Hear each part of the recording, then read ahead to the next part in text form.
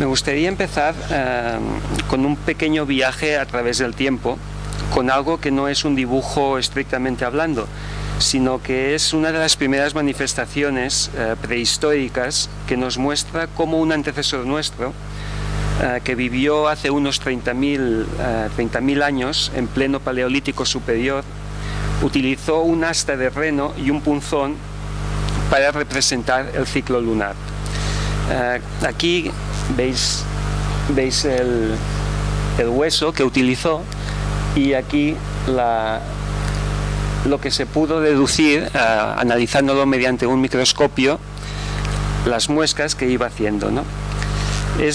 Cada incisión se ve diferente y muestra un tamaño y una forma que recuerdan el aspecto que presenta la luna diariamente a lo largo de un periodo de lunación. Si avanzamos en el tiempo hasta la aparición de las grandes civilizaciones antiguas, comprobaremos que todas ellas alcanzaron un gran nivel de conocimientos astronómicos, que fueron el fruto de una intensa y metódica observación de los cielos. En Mesopotamia, en Egipto, China, la civilización maya, los olmecas, la azteca, la inca, vemos que estudiar el cielo es una práctica común en todas ellas.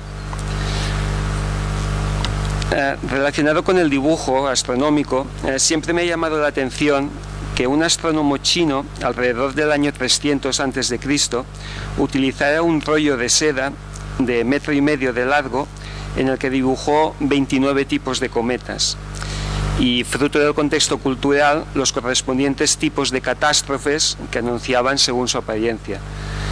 Es, creo, un buen ejemplo que nos permite empezar a intuir que astronomía y dibujo casi siempre han ido de la mano. Durante una gran parte de la historia de la humanidad, el hombre estaba condicionado por el hecho de tener que observar el cielo a ojo desnudo. Pero la aparición del telescopio provocaría una verdadera revolución en el campo de la astronomía y en la concepción que el hombre tenía del universo. Y dibujar lo que se veía a través del ocular era una herramienta indispensable a la hora de estudiar los cielos. En este sentido, sin lugar a dudas, el mejor referente es Galileo Galilei. En la ficha esta, ¿reconocéis lo que representa este dibujo? Pues no es otra cosa que las Pléyades dibujadas por la mano de Galileo. ¿Cuántas componentes podemos ver a simple vista? Normalmente unas 6, 7, a lo sumo 8, frente a la treintena que logró dibujar Galileo mirando a través del telescopio. Realmente el telescopio fue un invento crucial en la evolución de la ciencia astronómica. Otro ejemplo es de Galileo, es este, ¿no? Que puede haber un dibujo tan sencillo como este y que se convierta en una prueba irrefutable de que el Sol no es el centro del universo. Galileo realizó el seguimiento de la posición de los satélites de Júpiter entre enero y marzo de 1610, con unos dibujos simples y unos resultados, como se vio, excepcionales. Una buena lección para los que somos aficionados a la astronomía. También no debemos olvidar los dibujos ni las observaciones lunares que hizo Galileo. Durante todos los años que van desde la invención del telescopio hasta la aparición de la fotografía, la única manera de conseguir avances científicos en el campo de la astronomía era observar, dibujar lo que se veía de la manera más fidedigna posible e intentar interpretarlo. La calidad de los telescopios también tenía su importancia, de manera que a medida que mejoraban los instrumentos, también lo hacían los dibujos y las posibilidades de establecer interpretaciones más correctas. Estos que podemos ver aquí son algunos ejemplos. En 1647, Johannes de Bellius publicó el que es considerado el primer mapa lunar de la historia. Y hay que reconocer que el salto cualitativo respecto a los dibujos realizados por Galileo es sobresaliente.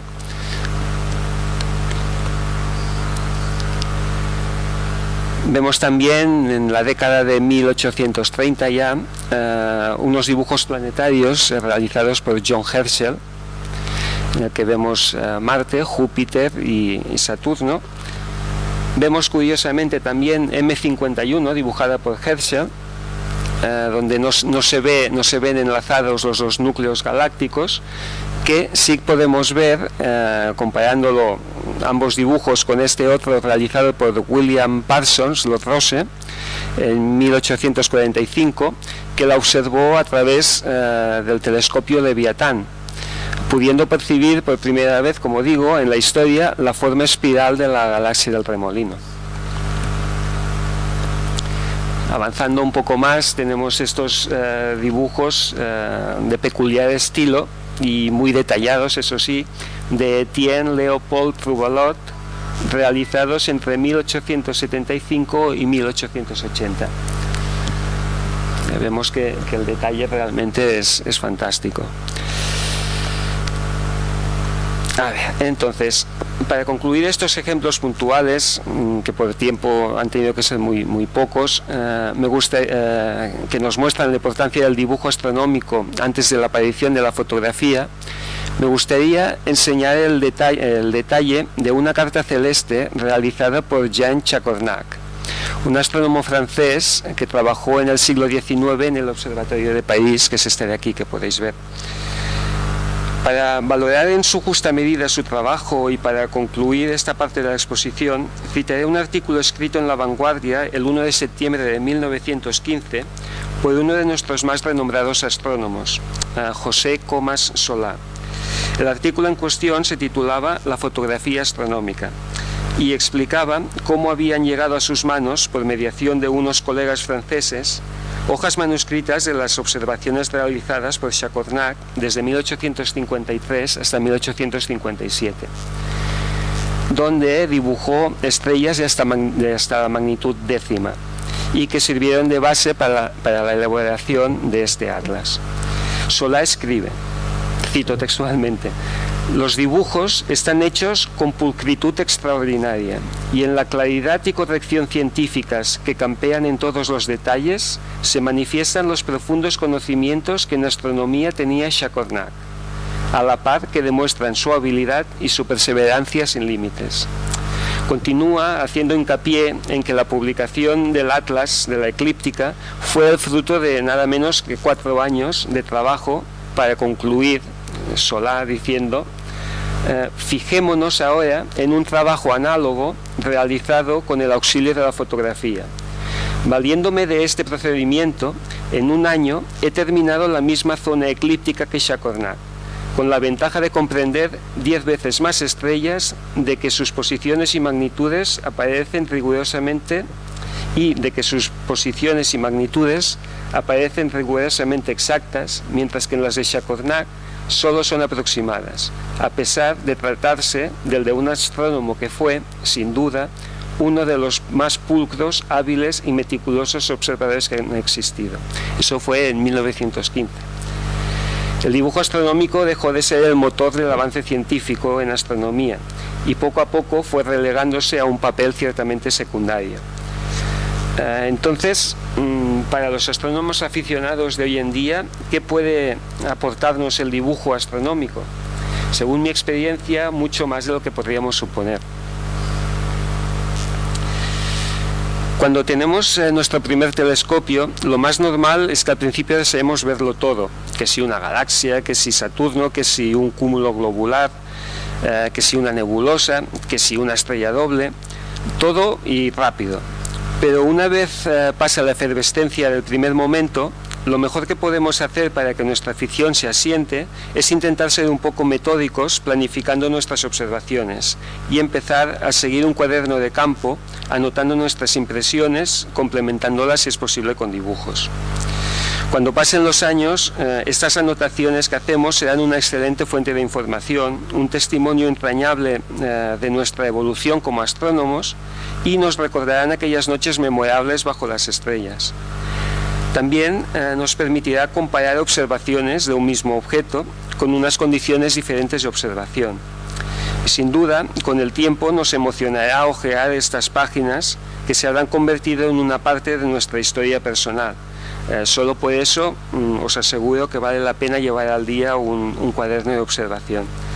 También hay que valorar que el hecho de tomar notas y dibujar lo que vemos a través del telescopio o de los prismáticos nos permite ser mejores observadores. Cuando vamos a hacer el dibujo tenemos que fijarnos en 1000 detalles, muchos de los cuales en una rápida observación nos pasarían completamente desapercibidos.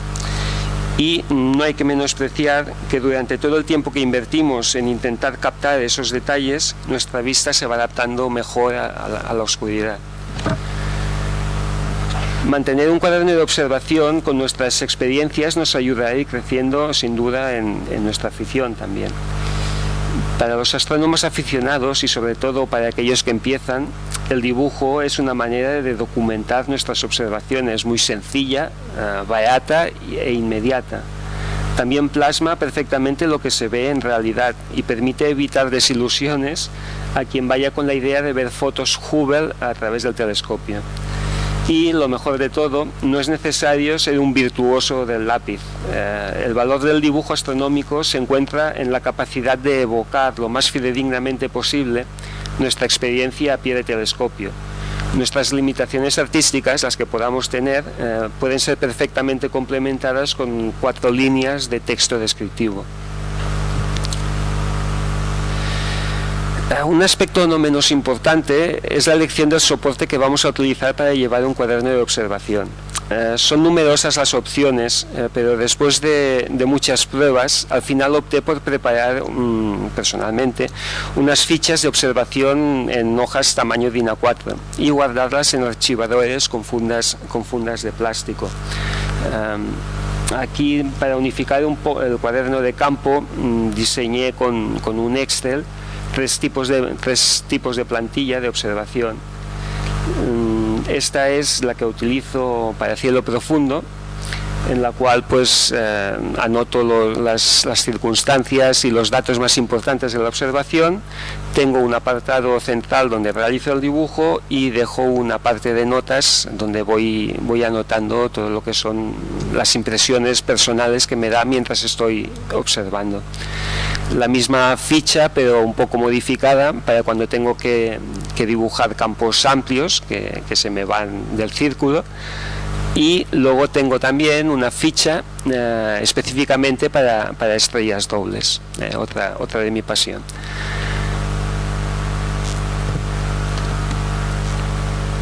Bueno, entonces,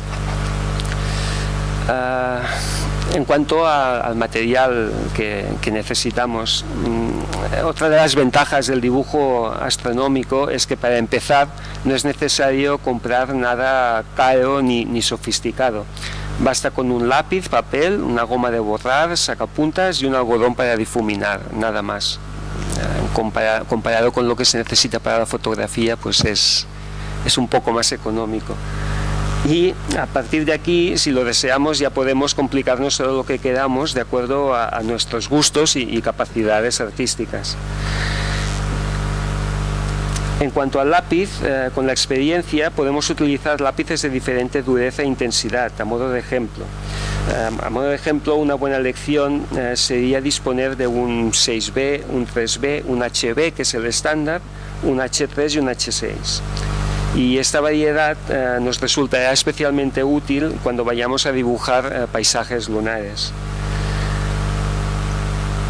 Vale. Entonces, ya habiendo elegido lo que es los lápices, en cuanto también al papel, es importante coger un papel de gramaje bastante consistente. Uno de 120 gramos por metro cuadrado estaría bien, más que nada porque es más resistente a la hora de dibujar al aire libre y soporta mejor todo lo que es las gamas de grises que podamos darle. Entonces, aparte de esto, tenemos una serie de accesorios que, bueno, básico es una goma de borrar. Lo ideal es una goma blanca con puntas rectas que hará que podamos ser más precisos a la hora de borrar. Muy recomendable también es disponer de una goma de moldear, que es aquella que parece una plastilina. No es nada agresiva a la hora de borrar y nos permite bastante juego, por ejemplo, cuando vamos a dar forma a determinadas nebulosas. El difumino, que por mi experiencia lo considero un accesorio prácticamente imprescindible, resulta ideal para suavizar trazos o directamente difuminar el dibujo para nebulosas, lobulares o la misma luna. Y si es posible, la comodidad ante todo, debemos disponer de un asiento y de una mesita de camping donde poder apoyarnos para hacer el dibujo. Cuando esto no es posible, pues también hay la posibilidad de disponer de una tabla con pinza que nos sirva de soporte. Y para concluir este apartado, merece una especial atención el tema de la iluminación. La linterna roja es indispensable para preservar en lo posible nuestra sensibilidad visual. Yo la que utilizo es una de un piloto trasero de bicicleta que funciona con 2 pilas normales que suelo poner medio gastadas para que ofrezca una luz lo más tenue posible. Y entonces ya si tenemos habilidad para ello, también podemos hacer algo específico para tomar notas y dibujar lo que vemos, como esta tabla de aquí con pinza, que ha diseñado, y se ha hecho un compañero de afición, Roberto Ramos Girón, y a la cual ha adaptado un flexo con un LED rojo graduable en intensidad.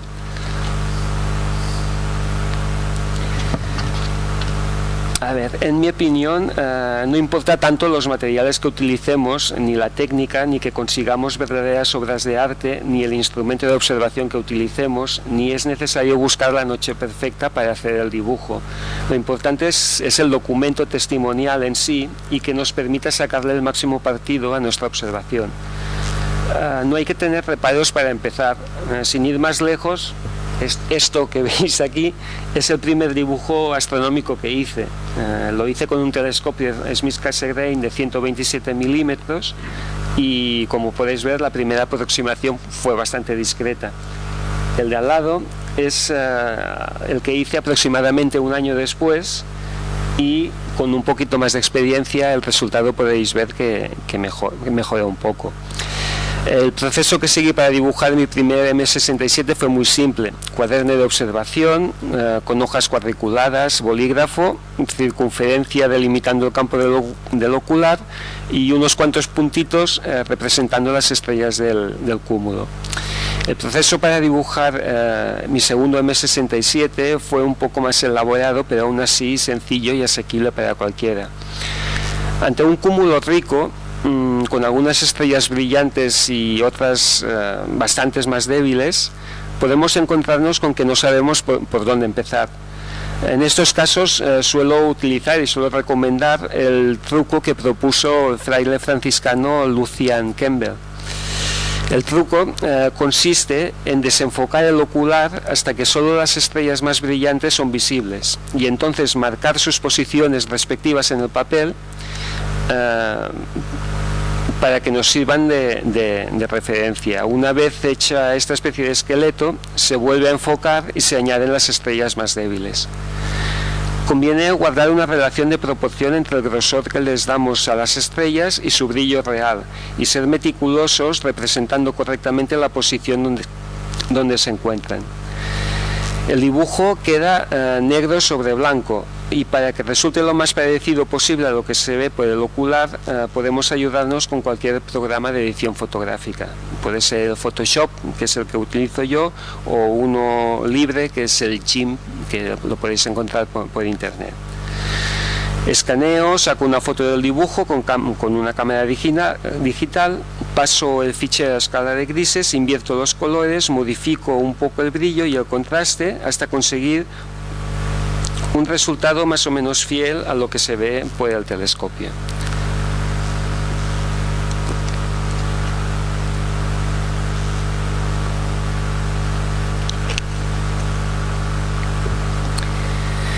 El dibujo de cúmulos abiertos no presenta demasiadas dificultades. En cambio, cuando nos encontramos ante nebulosas o galaxias, la cosa se complica un poco. Primero, porque a la hora de realizar la observación para esta clase de objetos difusos y evanescentes se requiere un mayor esfuerzo de concentración por nuestra parte. Y segundo, porque deberemos plasmar todos los detalles que seamos capaces de percibir sobre el papel. Paradójicamente, nos encontramos con que el uso de la linterna roja es uno de nuestros principales enemigos. Cada vez que la encendemos para dibujar, perdemos la adaptación a la oscuridad óptima del objeto difuso. Para intentar paliar un poco esto, en la medida de lo posible, lo mejor es empezar dibujando el campo estelar, apagar la linterna, centrarnos en la nebulosa y hacer trabajar nuestra memoria fotográfica. El difumino y la goma de moldear nos ayudarán a darle una forma a la nebulosa. Y cuando hayamos acabado es el momento de utilizar el programa de edición para darle el aspecto final que deseemos. Escaneamos el dibujo, lo abrimos y lo guardamos en formato JPEG, que para dibujos astronómicos es una calidad más que suficiente. A continuación paso el dibujo a escala de grises para que no haya colores raros en el dibujo final. Invierto los colores y a continuación la herramienta de ajuste de niveles nos permitirá, desplazando los deslizadores, modificar la intensidad y el brillo del dibujo. Tenemos también la opción de aplicarle un desenfoque gaussiano con esta herramienta conseguimos suavizar los trazos que hacemos con el lápiz, pero no hay que ser demasiado agresivos porque si no queda muy artificial. Yo por lo general suelo utilizar el valor de 0,7. Luego también, si deseamos reducir un poco más el brillo de la nebulosa sin alterar el de las estrellas que se encuentran en el campo, podemos marcar la zona estricta de la nebulosa y mediante la herramienta pincel aplicarle una opacidad del 10%.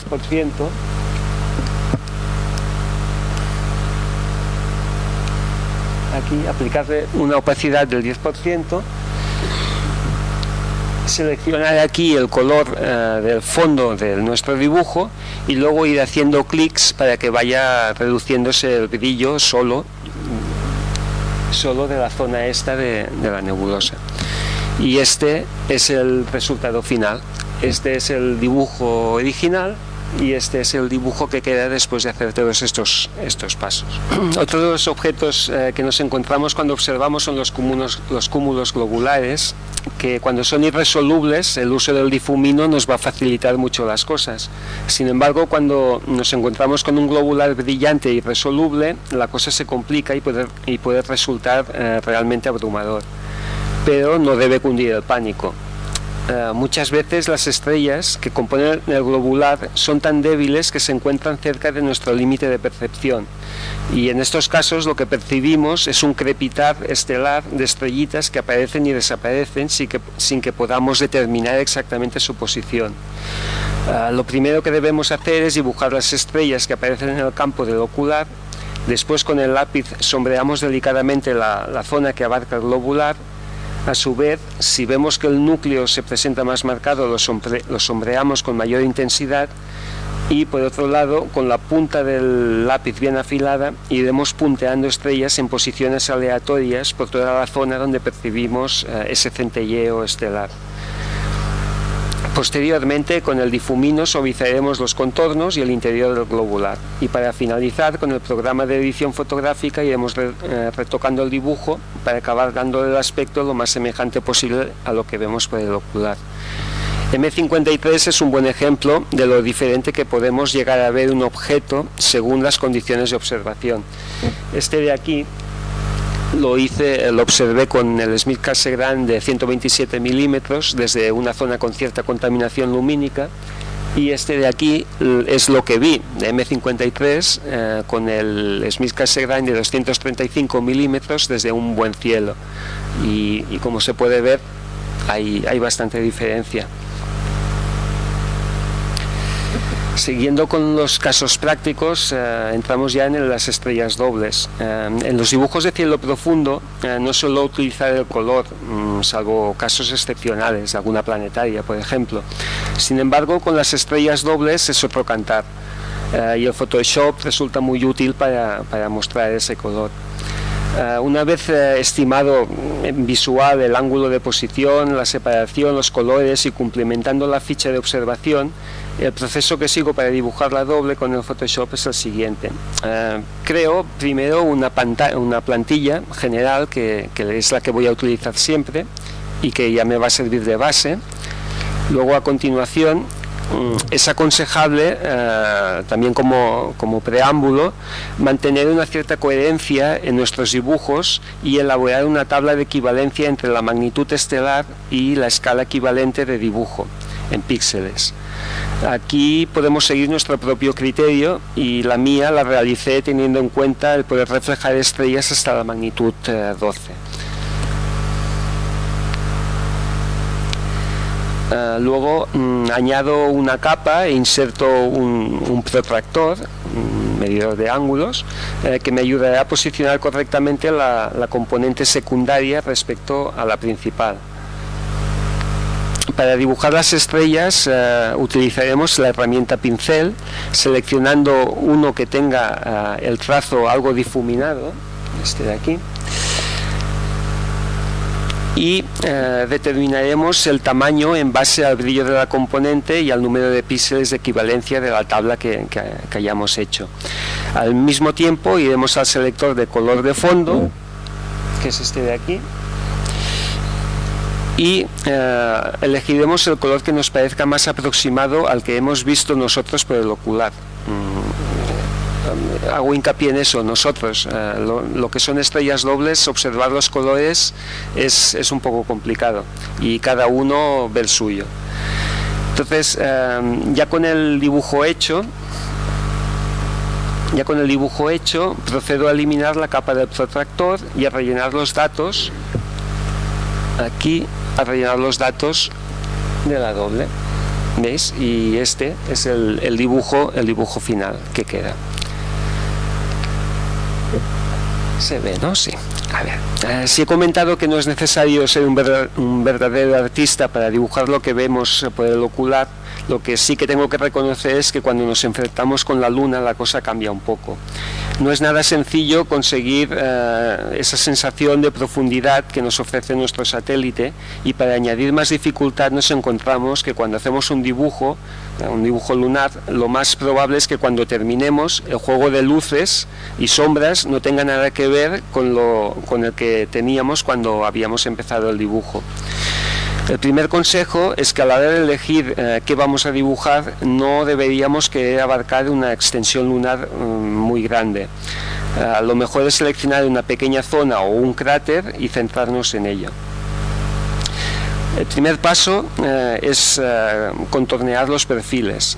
Para empezar, utilizo un lápiz normal, un HB2, y debemos ser especialmente cuidadosos a la hora de establecer los tamaños y las proporciones de todo el conjunto. El siguiente paso es marcar rápidamente las zonas más oscuras, las zonas de las sombras, con un lápiz duro, un 5B sería suficiente. Blando, exacto. Con los lápices H2B y 5B empiezo a perfilar y a marcar el dibujo, añadiendo los detalles que más me llaman la atención. Con la ayuda de un poco de algodón o difumino podemos ir empezando a suavizar los trazos del dibujo, y en este momento debemos ser pacientes y muy cuidadosos para que no se nos escape nada significativo de lo que estamos viendo. Y ahora ya nos queda solo dar las últimas pinceladas hasta dar por terminado el dibujo. Aquí el difumino y la goma de moldear es básico para ir acabando de dar esos detalles.